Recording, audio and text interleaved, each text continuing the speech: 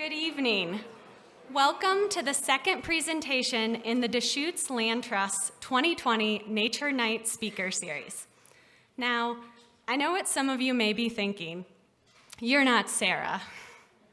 You're right, but don't worry. She is still here in the audience. I'm Gianna Hemphill, the Outreach Manager at the Deschutes Land Trust.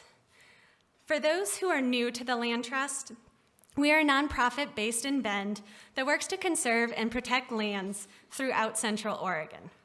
You can find out more about us on our website at DeschutesLandTrust.org.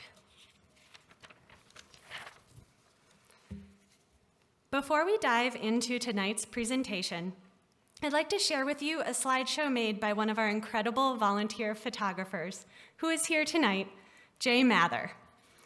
Since 2007, Jay has been taking photos of Land Trust preserves, events, research, tours, volunteers, restoration projects, pretty much everything we do. I'm frequently using Jay's photos in our communications as his photography combines artistic beauty with a journalistic eye for telling a story. His photography inspires us and reminds us of the importance of the work that the Land Trust does. Please enjoy this slideshow.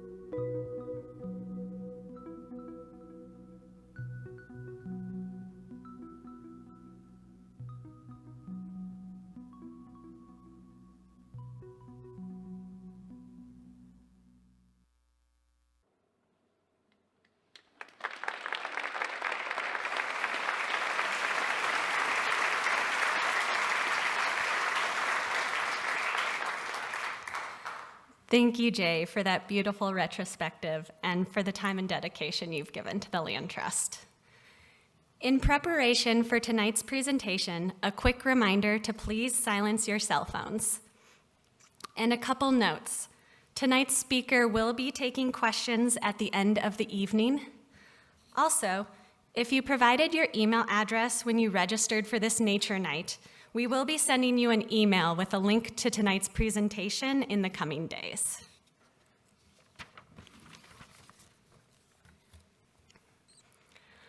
Colin Thorne has studied rivers for nearly 50 years and has worked on every continent except Antarctica.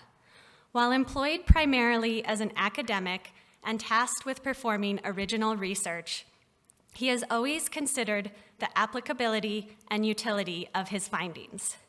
He has acted as an advisor to river agencies and governments, and his books and journal papers are widely cited. In addition, his research has been recognized through awards from the American Society of Civil Engineers and the British Royal Geographical Society. Colin has a special connection to the Land Trust and to some of our partners, as he has conducted research at Camp Polk Meadow Preserve and Whychoose Canyon Preserve, both outside of Sisters. I had the privilege last summer to walk the Whychoose Creek restoration sites on these preserves with Colin, and what I found was someone who is passionate about streams and rivers, and makes you passionate about them too, whether you're a scientist or not. I am looking forward to seeing what he has in store for us tonight. Let's give a warm welcome to Colin Thorne.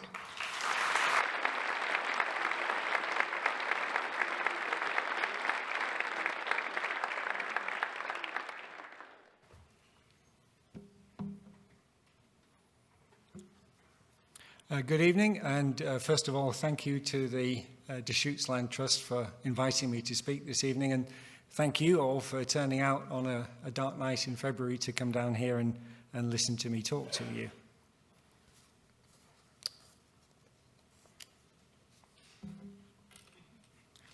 So what I want to do tonight is not talk so much about the fluvial geomorphology or the natural processes of rivers, but about how we regard rivers, how we think about them, how we interact with them.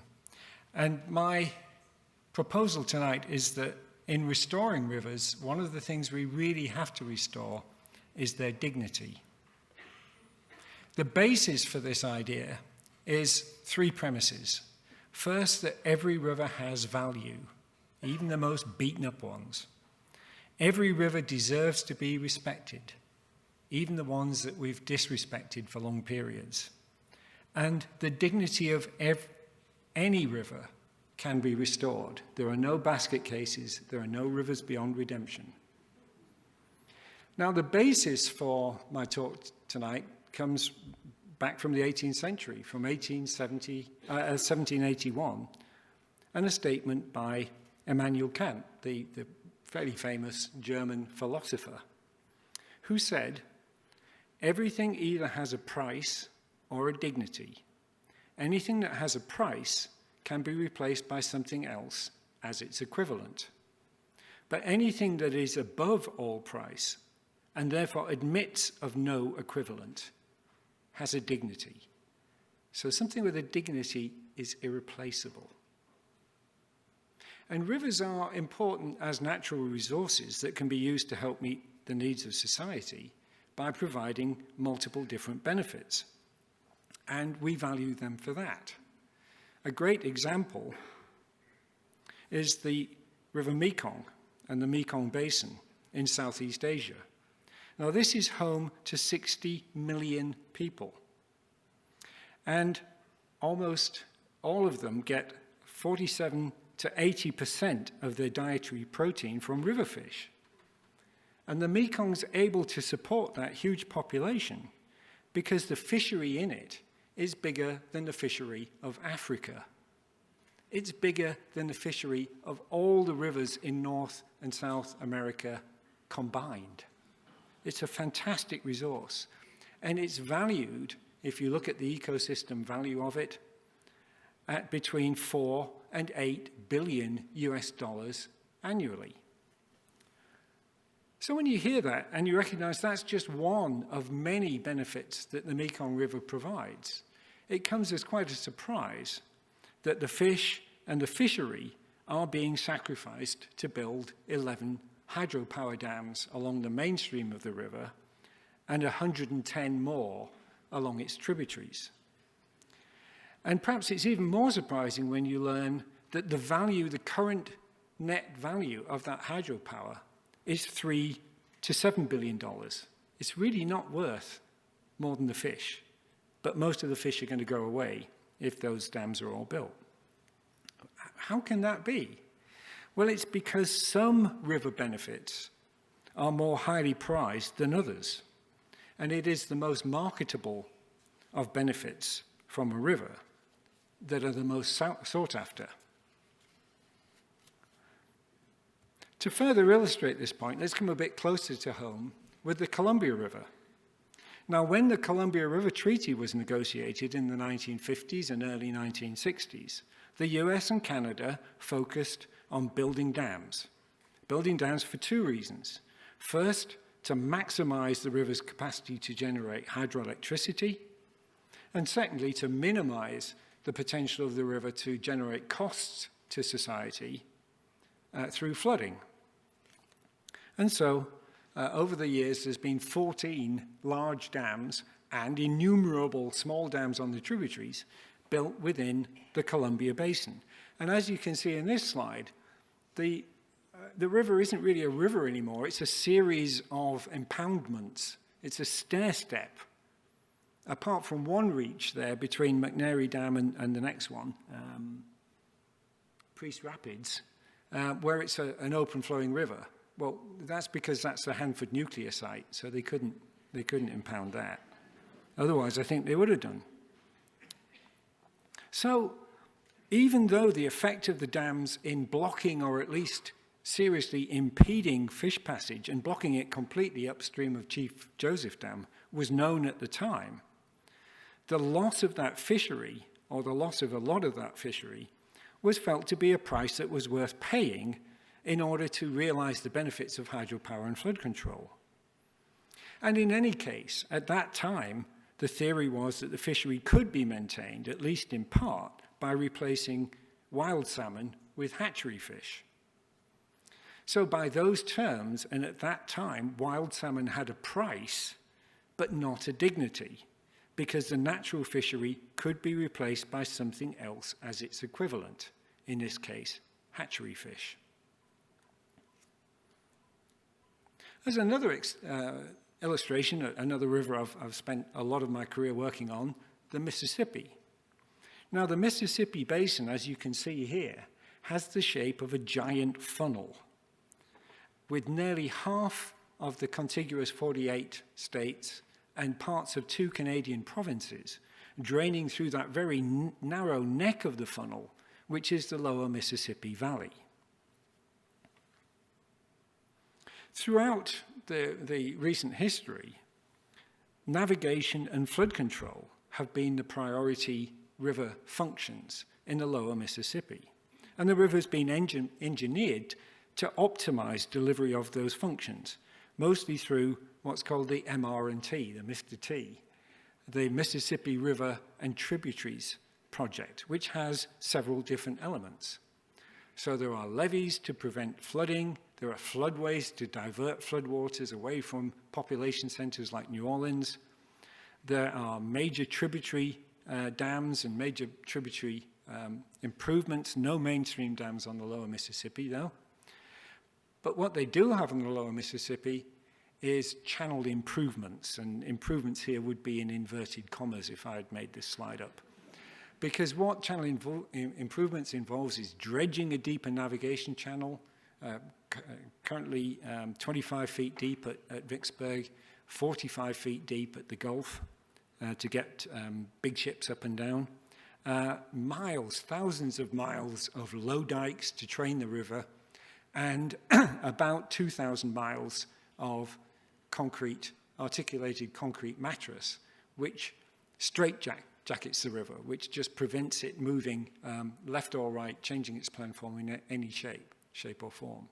So we've really locked this channel in to a size and a shape and a plan which maximizes its utility for flood control and for navigation. Now, these engineering works have been mightily expensive. However, the benefit to cost ratio is 37. So in those terms, that investment has been well worth it. Meanwhile, the US Geological Survey and the US Army Corps of Engineers monitoring programs revealed that the sediment load in the lower Mississippi River was declining throughout the second half of the 20th century. And this is at least in part due to all those dams in the tributaries and the cutting off of the sediment supply from bank erosion because the river is now encased in concrete. It was known then that the supply of sediment, the natural supply of sediment to the delta at the Gulf of Mexico, had been reduced from around maybe 700 million tons a year down to of the order of 135. And it was also known that that would start starving the delta of sediment. But it was believed that further engineering, coastal engineering, river engineering to protect key infrastructure, the navigation channel, the levees, the petrochemical refineries, the population centers, would be able to deal with the loss of sediment. So in those terms, at this time, it was recognized there was a price attached to losing delta land more generally, but a price that was deemed to be worth paying to get those other benefits. So sediments that naturally built and maintained the sediment could be replaced by something as their equivalent in the form of river and coastal stabilization. Well, how's that worked out? This map shows us the Bird's Foot Delta, the world-famous Bird's Foot Delta, and the orange is erosion up to 2005. In fact, Louisiana has lost approaching 2,000 square miles of its land area, and the delta is eroding today, right now, at a rate of a football field an hour. US Geological Survey has taken trends and processes of delta retreat and projected them out to 2050. And this is what the delta looks like. And the red area will be gone by 2050. And the USGS is pretty conservative in making those projections. This is pretty ugly.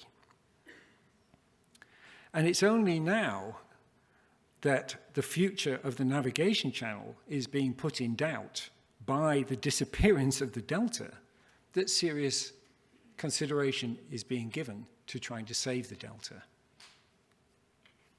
So once again, it's only when a highly valued function starts to go away that the authorities take notice. So what's happening at the moment, and I'm a part of this as well, is that work is underway to start to divert sediment out of the Mississippi River and into Barataria and Breton Bays in order to at first halt the erosion and then hopefully reverse it and start rebuilding at least part of the delta. But that's going to take the rest of this century, and it's going to cost tens of billions of dollars over that period to try and get that land back and keep the delta.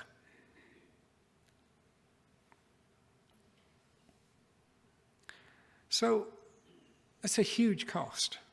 Meanwhile, in the Columbia Basin, we're spending hundreds of millions of dollars every year in attempting to save ESA-listed salmon and other species. So how is it that we get ourselves into these knots and into these problems? How is it allowed to happen? And how is it allowed to persist and get worse and worse over decades and decades?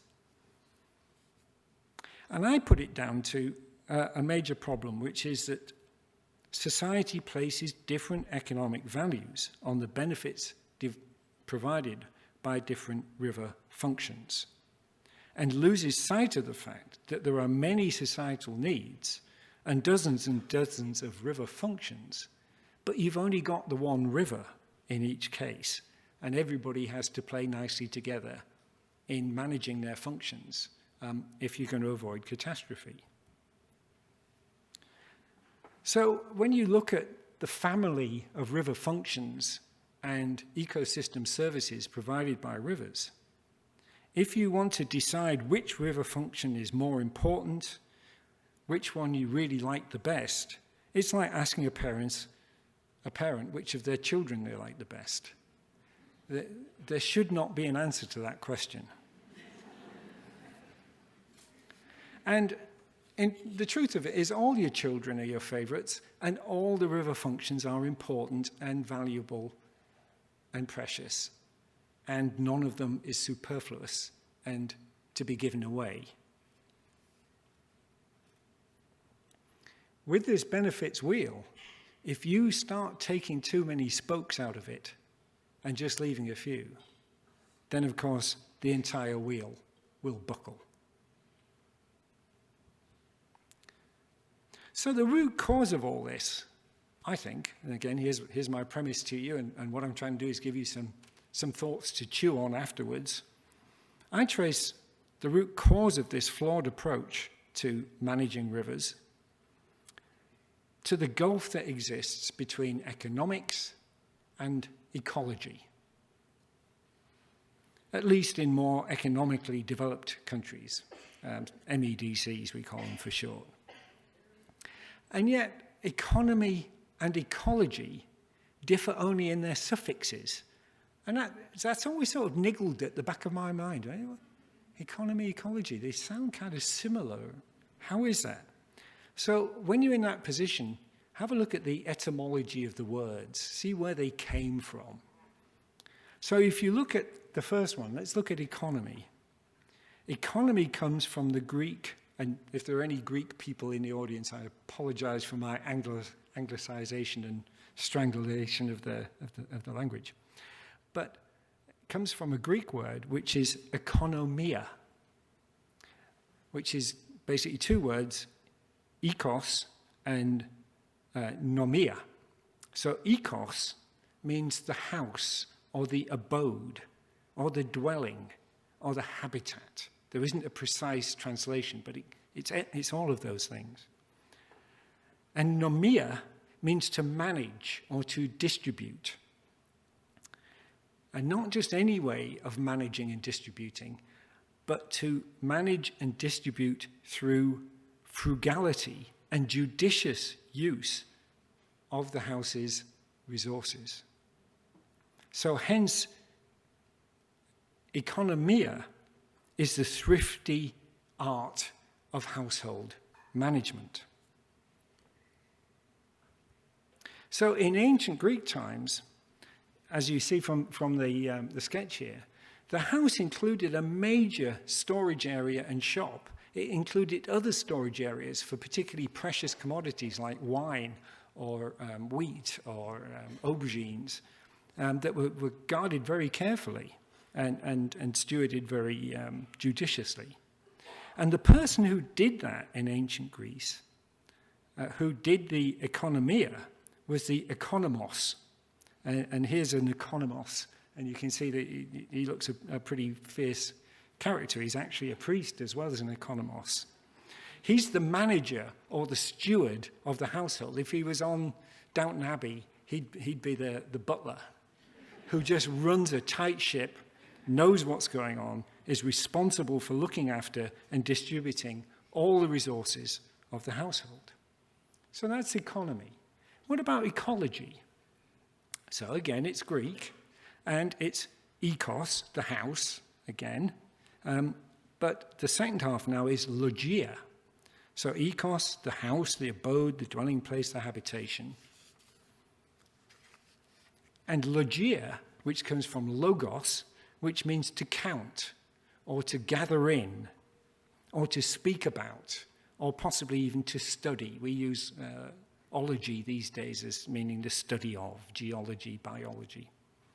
So ecologia is to count or study the household and its resources. It's the flip side of the economy coin. And the economos did that as well. The economos was responsible for counting the household and its resources. So historically then, ecology and economy were not in conflict. They were two sides of the same coin. Ecology was the study of the house, including counting and understanding its inhabitants and its resources. Ecology then informed the action of the economist, the thrifty steward who managed the household, distributed its resources according to the principles of economy. And I think the principles of economy have kind of changed. Because when I was a kid, economy was all about frugality. So you would have an economy car that didn't use much gas and didn't cost a lot to buy or run or repair. You may have an economy apartment, a small, very functional but cheap living space. You might do home economics at high school and learn how to be essentially an economos, although they didn't call it that. Well, you know, that was then. This is now. Economy now only gets measured by one parameter, which is how quickly it's growing. Not how good it is at husbanding precious resources and conserving them and using them judiciously and equitably, and not, you know, burning down the front door because you're cold one winter night and discovering after that you haven't got a front door anymore. So where we're at with that is that basically since the Industrial Revolution, at least in the MEDCs, these more economically developed countries, theories and practices of ecology and economy have diverged. They've gone off in opposite directions, to the point now that they're disconnected. And we're starting to regard ecology and economy as being at opposite ends of a spectrum of human interests. That ecology may be a luxury we can't really afford.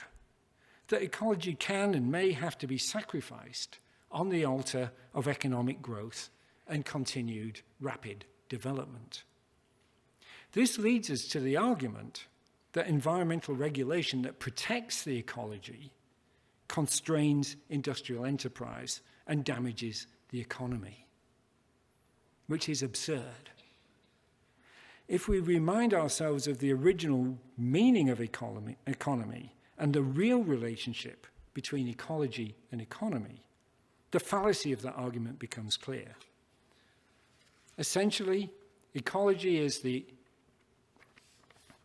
proper context for economy, and not the other way around. Economy is the application, the active use of ecology to meet the needs of the people judiciously and within the limits set by the ecology.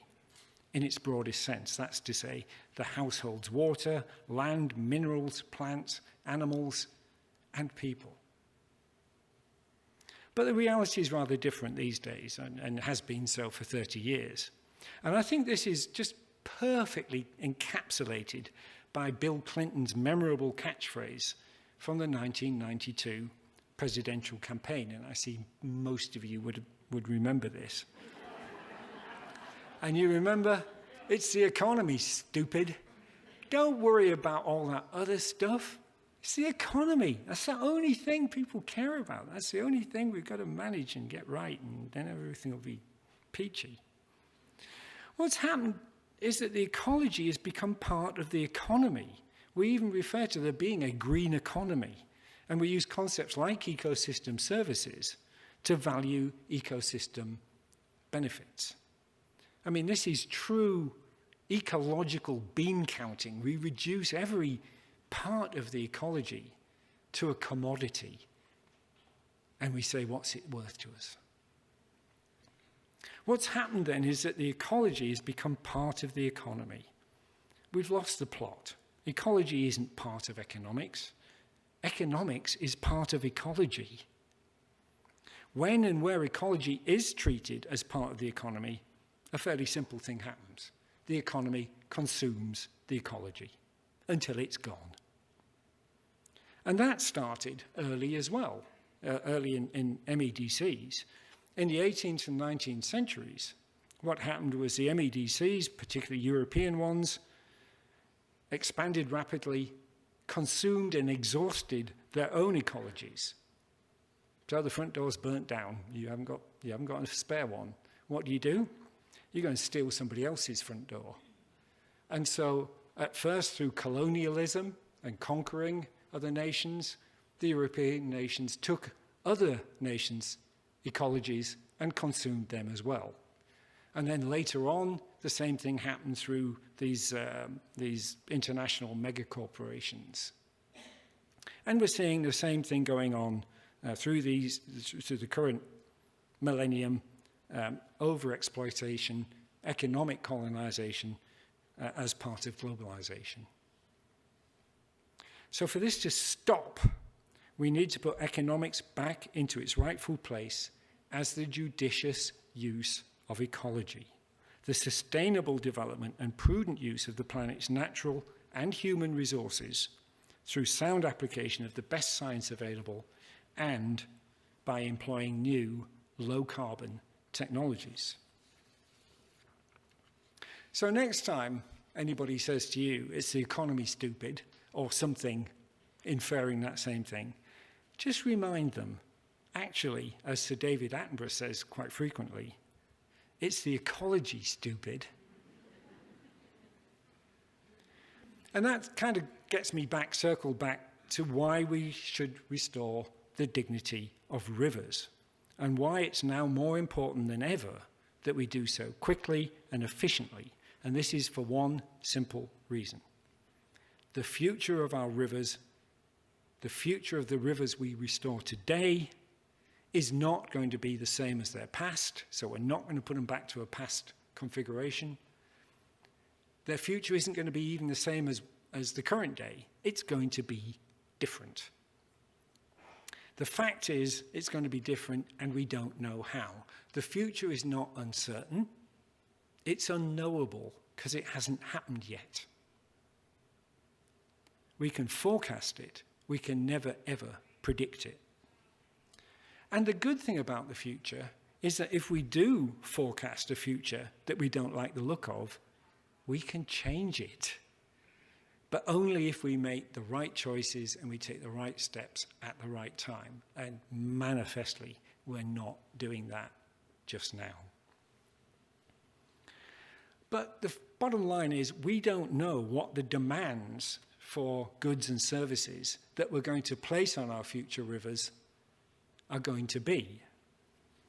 We know they're going to change as our societies and our economies evolve and develop, but we don't know how land use will change. We don't know how communities will grow and evolve in size and wealth. And we don't know how the rivers are going to respond to climate change, not in any detailed way. Hence, we're a bit stuck, because what are our design parameters for river restorations that are supposed to last for 20 or 30 or 50 years, or ideally, if you do it right, in perpetuity? What are the design parameters for 2080 or 2050 even, or even 2040? We don't know. We can't know. So if we design a channel, and I'm not down on Johnson Creek. Johnson Creek's come a long way, and I really like blue-collar streams like Johnson Creek working streams. But here in this reach next to Foster Road here, because you haven't got space, because you've got a lot of constrictions, you wind up with this restored channel, which is locked in, not so much with riprap and concrete like the Corps of Engineers has done on the lower Mississippi, but with big wood and root wads and trees that are hammered into the ground upside down. And the one thing we know about this channel is it's the wrong size. The chances of correctly predicting the right channel dimensions, the bank full discharge for a river in 2040 are precisely zero. It's either going to be too big or too small. And the forces of nature at that time will try and tear it apart and remold it into something that fits. So the harder we make it, the more brittle we make it, and the worse it is when it breaks. So we have to do something different. But what? We have to first recall that natural rivers and their ecosystems are not designed. They evolve. The river we see today is the outcome of everything that's ever happened to it. You know, starting with dinosaurs and running through cinder cones and giant beaver and camels, all of which have lived in Oregon in the past, and saber-toothed tigers and giant mammoths and huge floods. And here are our rivers, still going, still strong, still doing what they do. And the outcome of all those perturbations and disruptions and changes. So today's rivers have evolved, and if they're going to survive into the future, and if they're going to support the ecosystem services that we depend on, then we better let them evolve to future changes as they've rolled with the punches and absorbed the shocks and insults of the past. That's the only way rivers can be resilient. It's the only way they can have a recuperative ability to mend themselves when they get a big hit. Because as Charles Darwin put it,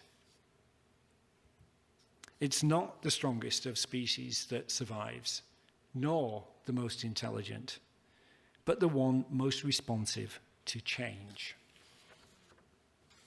So what river restorers need to restore is the capacity of our rivers to be responsive to change.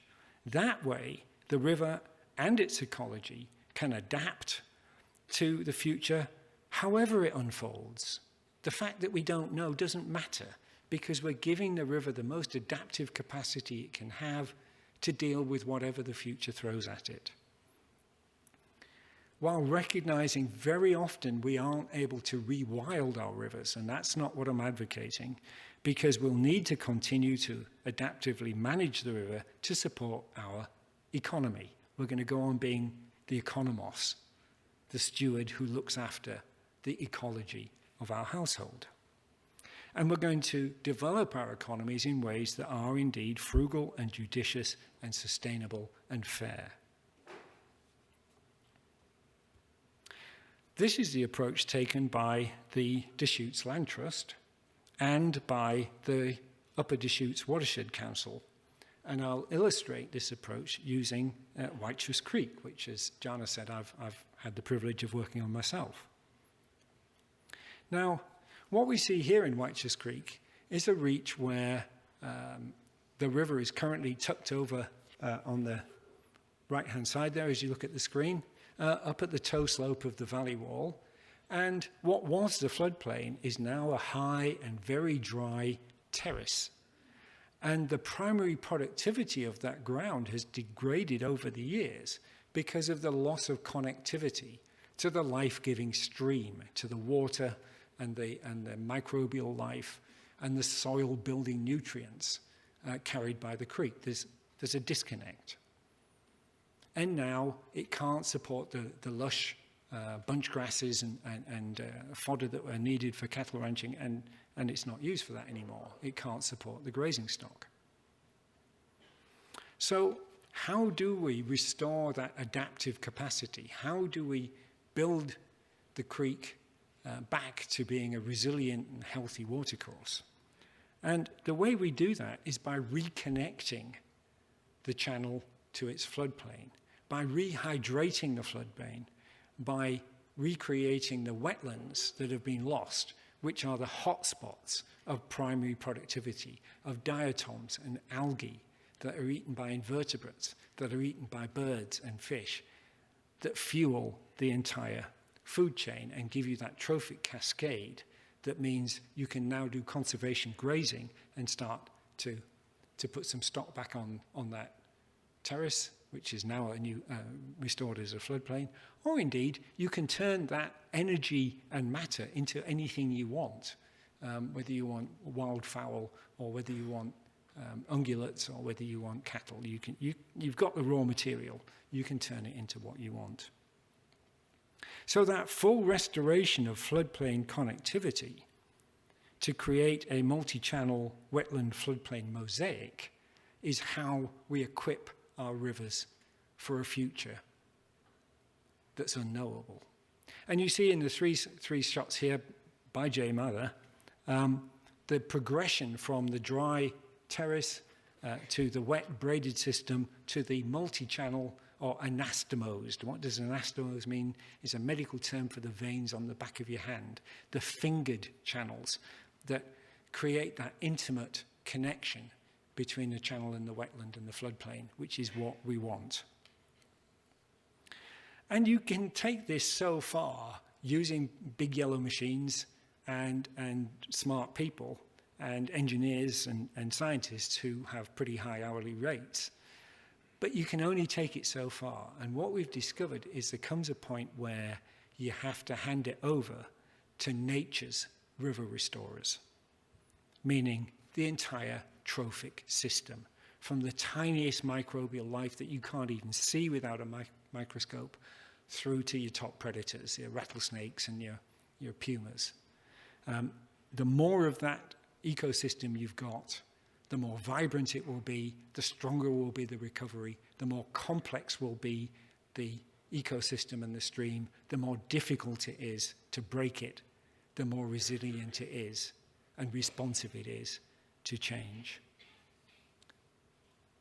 So in taking this approach, what we've discovered, we being here, the Land Trust and the Watershed Council and their huge group of stakeholders and supporters, I'm sure many of whom are here tonight, in choosing to partner with nature's river restorers, we are implicitly recognizing the dignity of the system, the fact we don't own this system, we're part of it, but only part of it. We're also rediscovering an old truth that the earliest inhabitants of this area knew very well. And here I'm talking about the tribes, the Wasco, the Tanino, the Wayam, the Sahaptin, which is that if we treat the river as our partner, we can reap a rich seasonal harvest, and we can do so not only sustainably, but in perpetuity. That's the payback for partnering with nature. So, as I say, we are implicitly recognizing and restoring the dignity of the river, although I don't think that would probably appear as one of the goals in any of the proposals that you put forward to OWEB or whoever for funding, because I don't think they'd understand. But what is, and with good reason, what is this thing, dignity, anyway?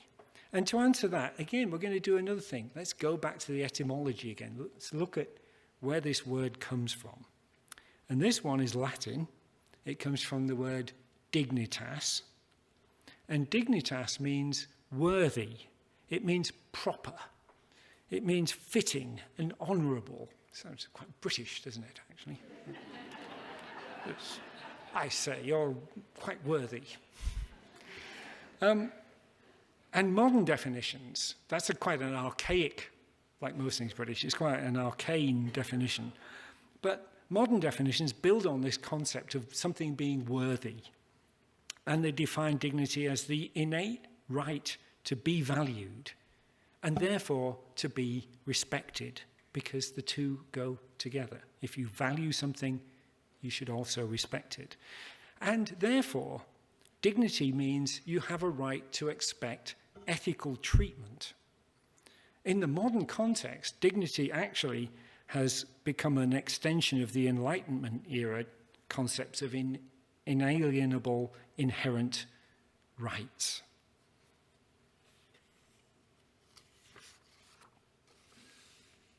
So, restoring the dignity of a river begins by admitting that its worth does not stem only from the benefits it provides to society. So a river is worth more than the sum of its ecosystem services.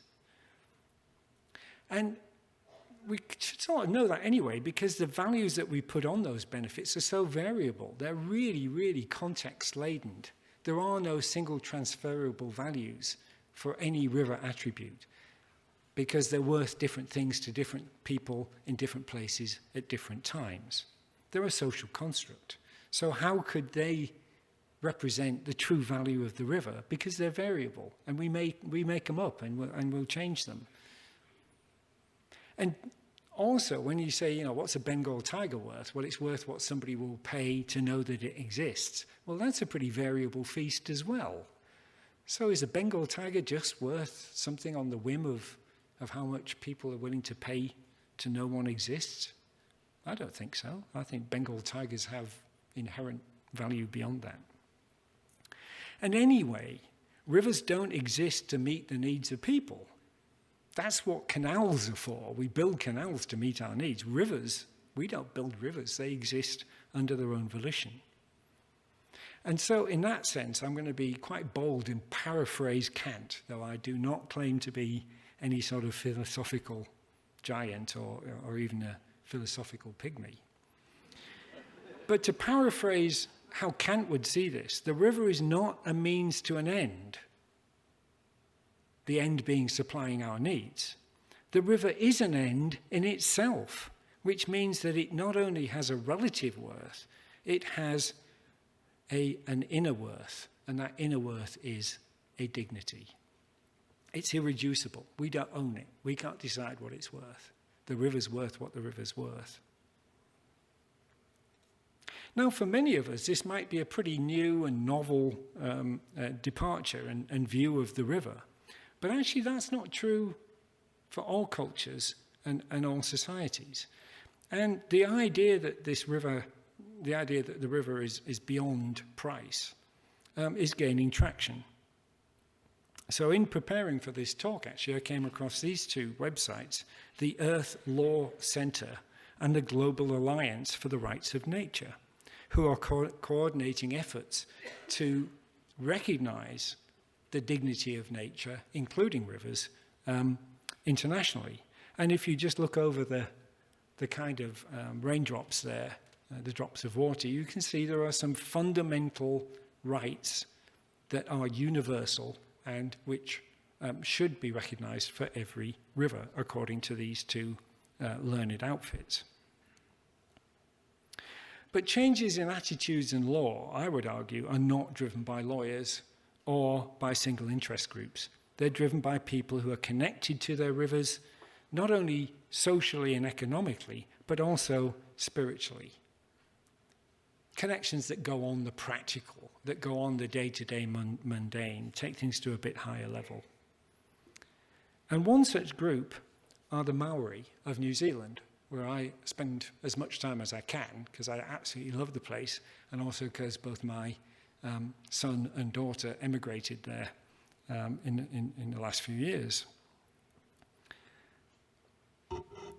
And in March of 2017, after 140 years of negotiation following the Treaty of Waitangi, when the Maori ceded their land to the Queen, for 140 years they've been arguing that the Wanganui River in the North Island should have the same legal rights as members of the iwi, the Maori tribe, through whose land that river flows. So that was granted in March of 2017. What it means now is that in law, there is no difference between somebody abusing or harming or threatening the river or the tribe, because they are one and the same.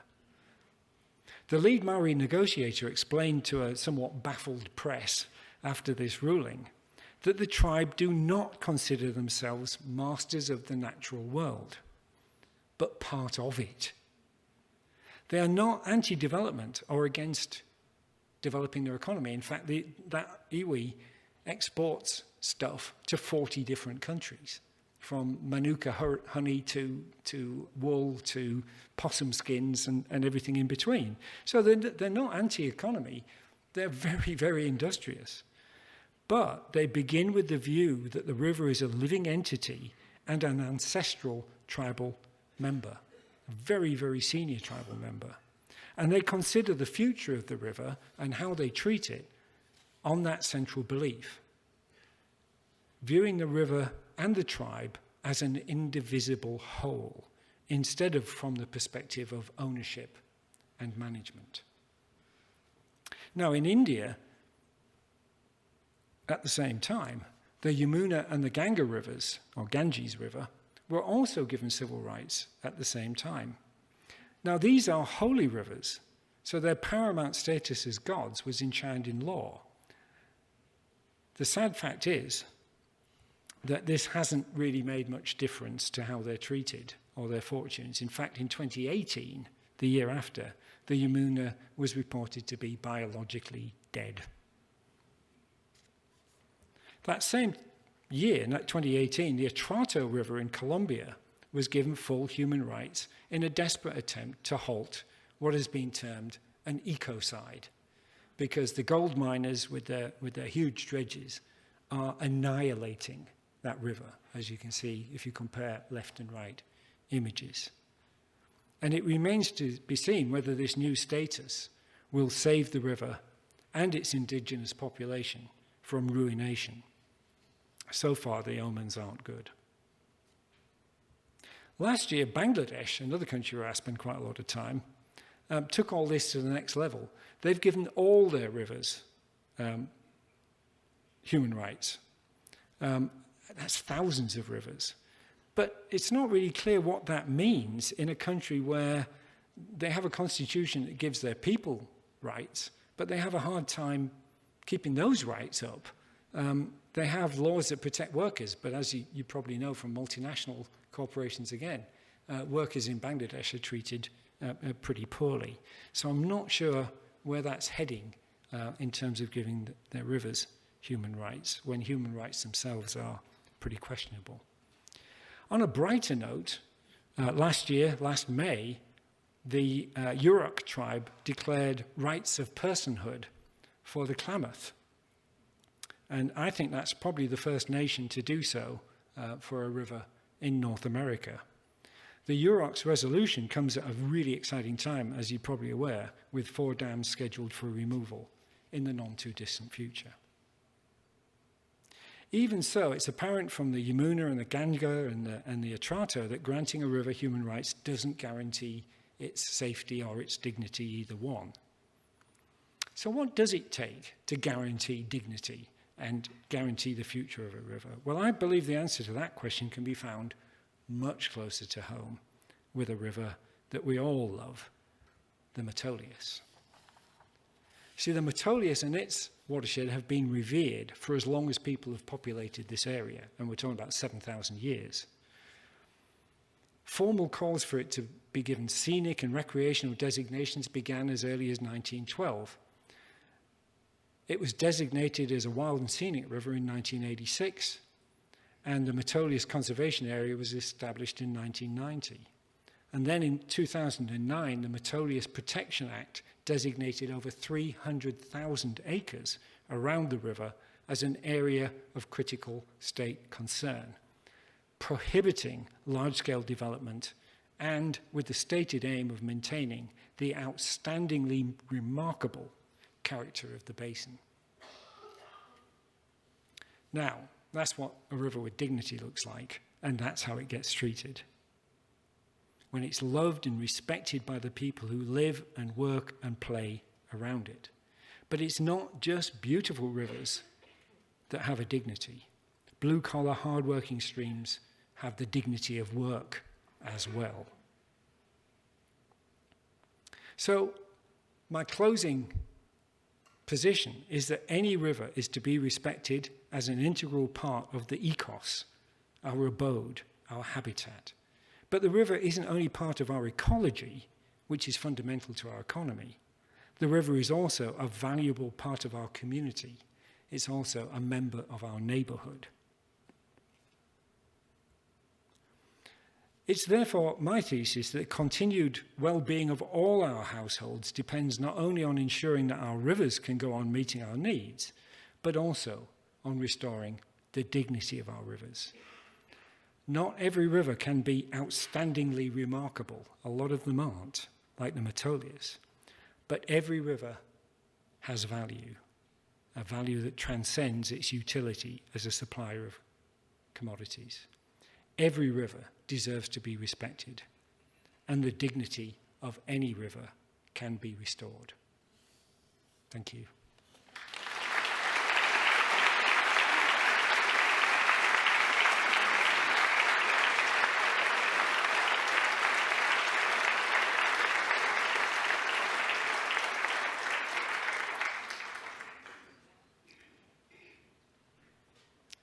I think we have a little bit of time for questions, but maybe not a whole lot. Yeah.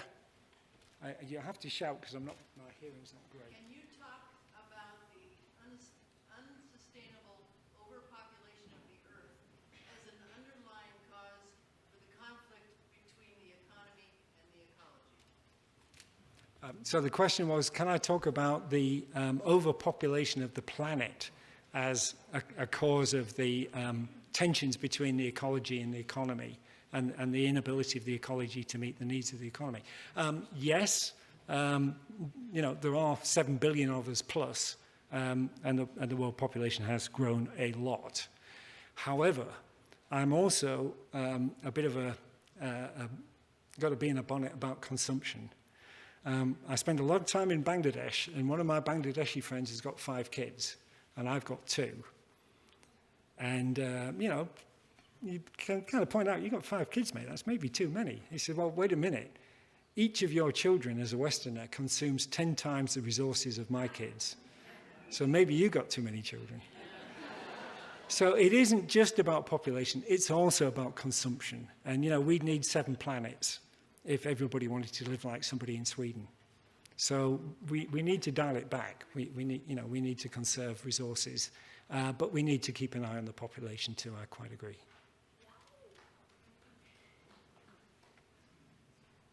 I haven't got my glasses on, so I can't actually see anything.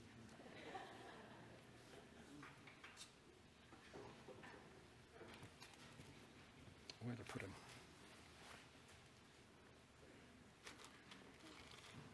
I knew I had glasses when I came in here.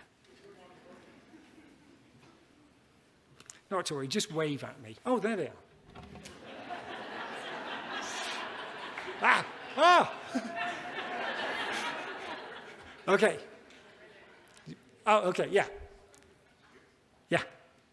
So, I'm thinking, is there something practical for the folks that are here locally to enhance the dignity of rivers that we have? If you believe the Wild Scenic River designation is a current thing that we have in our country to give dignity to rivers, so that's my question, is it?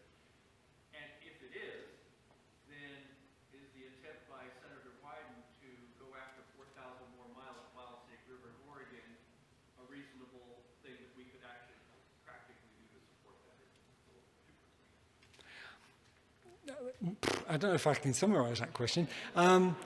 It's quite technical, so it's about the Wild and Scenic River designation and whether that would deliver the dignity of rivers as proposed. And the answer is it could, but it might not, because I think these overarching policy decisions are open to interpretation, and they're open to misinterpretation and misuse as well. Because you can't write them tight enough to guarantee an outcome. What you need is people on the ground, communities, river experts, people who live and work with the river and whose livelihoods depend on it, who are really heavily invested, to be keen to do the right thing, to recognize that you can't enhance one function without damaging all the others. You've only got the one river. You just want it to be the best river it can be. And if you do that, you maximize the goods that you can take out. But you can't take out more than nature puts in, otherwise you degrade the system. So as I think I mentioned, I'm a pretty big fan of blue-collar rivers like Johnson Creek that work really hard for a living. And the first time I gave this talk was to the Johnson Creek Watershed Council at their fundraising dinner, the day after the local paper ran a headline saying, 2 coho salmon and 1 Chinook spotted in Johnson Creek for the first time in 60 years. You go, oh, great, good publicity. Then you read the story and it says, yeah, and they spent $3 million. And so those fish are $1 million fish each. So how do I spin that to sound like, that the community is behind us? And what I said is, that it doesn't matter how many fish there are, because the beneficiaries of restoring Johnson Creek are the people who live along Johnson Creek. And yeah, we're not going to get a lot of salmon back, but we can still make Johnson Creek better than it is. It will serve us better, and we will enjoy it more, and we'll have fewer sick days, and we'll be more creative, and we'll be happier people, and the economic benefits of that, as well as the lifestyle benefits, follow naturally. So I guess what I'm saying is, if wild and scenic status boxes in what you can do with a river in the society that depends on it, well, no. Because what we want is for local people to make local decisions based on their love of the river and their community.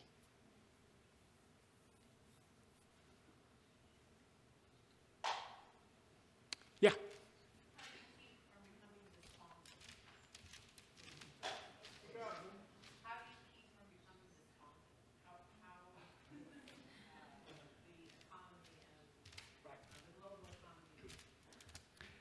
How do you keep from becoming despondent? Well, for me, it's easy because I work with great people, and that's kind of why I'm here and not back in England, where I do get pretty despondent because we're not really making much progress. But honestly, you guys are. I mean, this is the epicenter of advances in river restoration, and I think advances in the appreciation of the benefits of river restoration. And that gives me enormous hope. And I am an optimist. I'm a realistic optimist. But on the other hand, I'm with Greta 100%. It's time to realize we're in a crisis and not give our children hope, because they don't want hope. They want a chance to have a better future. And as a millennial, I am, and I think a lot of us in the room, we are the culprits here. And we should change what we do as soon as possible. That's how I avoid despondency. Yeah. Sounds like you've spent a good amount of time in emerging nations, Bangladesh, Africa. We're lucky here, or in Sweden, or in England, where we have the means. We just need to make the decision to do it, more or less, if you want to distill it to the essence. But how about the dignity of the people of the Irrawaddy, or the Big Ganges, or Yep. Mekong, where it would seem those dignities would need to be built in conjunction? Do you have thoughts on that idea?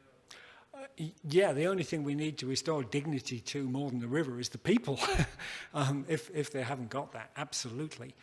I mean, I've loved working in Bangladesh and Ethiopia and Cambodia and Vietnam and Laos, because the people are wonderful. I mean, often they're in pretty bad situations. They don't blame anybody. They don't feel resentful, at least not when they work with me. And the people of Bangladesh, Henry Kissinger said, Bangladesh is a basket case, don't waste money on it. Which is a terrible thing to say. And wrong, because the Bangladeshis haven't given up, so why in the heck should we? And they have enormously powerful rivers that you can't push around. But they've lived with them for thousands of years, and they know how to live with flooding, and they turn floods into assets. When I first went there in 1990, my brief was to tell the Bangladeshis that they had to learn to live with flooding because they couldn't prevent it like we did in England. 30 years on, we realized we can't prevent floods either. And we're going to have to learn to live with them. And the best people to learn from? Bangladeshis.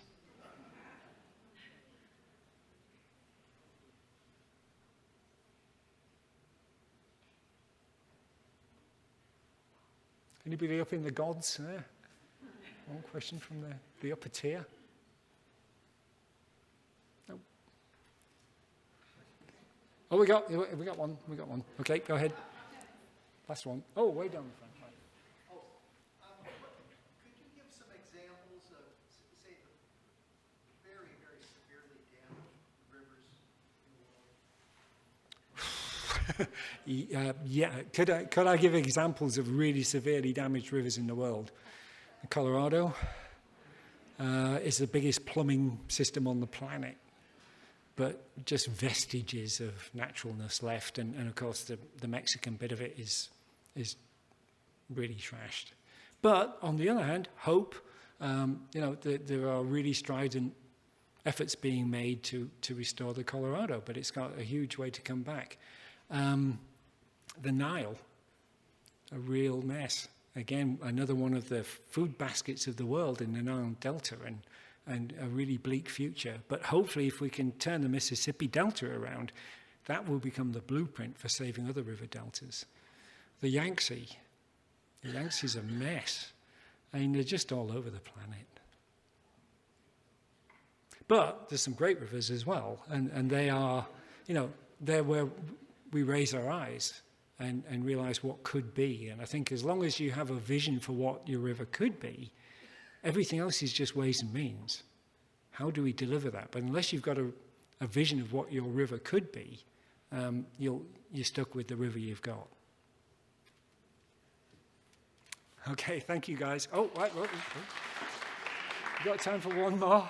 Or we can talk. Go ahead. Say that dams are the big culprit that change the ecology and hurt rivers, and if so, how do you balance that out with the fact that they're a source of green energy, Well, which is also important to deal with climate change? yeah. So the question there was, are dams the really bad things, or are they actually, again, something that's worth having because of the green energy you get, without burning fossil fuels? And the answer is, well, dams are terrible, but when you've got a system with a lot of dams on it, if you operate those dams wisely, you can actually offset a lot of the worst impacts of climate change. So, like any proper villain, if they have the epiphany, they can actually do good, because they're really powerful agents of change in the river system. It all depends how we use them. And so in some of the dams on the planet, again, are definitely worth it, because if you look at what would have happened to Egypt during the great Ethiopian drought without the Aswan High Dam, it would have been an absolute catastrophe. And it wasn't, because Lake Nasser got them through it. So it's really hard to argue that that's a bad thing. On the other hand, lots of people have got bilharzia because of the snails and the pollution and the shallow water around the edge. So they're almost a sort of attractive nuisance, because they do good things, but they do a lot of bad things too. But before I ripped them all out, I would definitely check as to whether they can help us get through the next 50 or 60 years, which are going to be rough, by changing the regulating regimes to help us offset droughts and floods. So that's a slightly on the fence answer, but that's where we are. Right, we should stop. And I'll be here if you want to talk to me.